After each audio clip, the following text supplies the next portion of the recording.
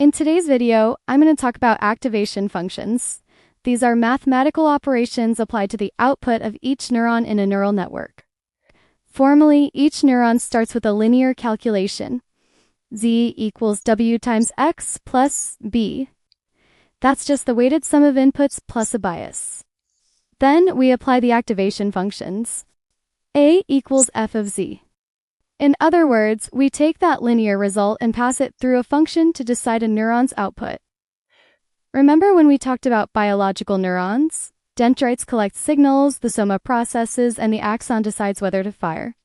In artificial neurons, the activation functions play the same role. It determines whether the neuron fires or stays silent. So, why do they matter? Without activation functions, stacking layers would collapse into a single linear transformation. No matter how many layers you add, the network would behave like just one giant linear equation. That means it wouldn't be able to learn complex nonlinear patterns. Activation functions are what give neural networks their true power. Lingan captures structure in vision, language, and speech that linear models can't. They don't just change output, they also shape how gradients flow during training, which can either stabilize learning or cause problems.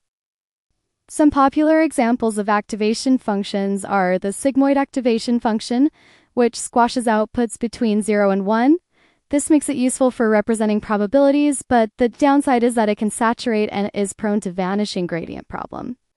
The tan activation function, which outputs values between -1 and +1. It's centered at 0, which can be helpful, but like sigmoid, it also saturates and suffers from vanishing gradients.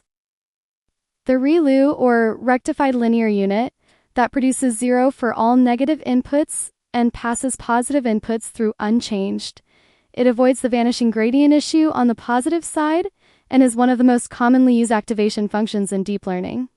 And the softmax activation function, which converts raw outputs, or logits, into probabilities across multiple classes.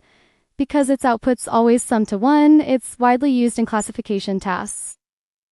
In short, activation functions are switches that let artificial neurons fire, shaping how networks learn and what they can represent.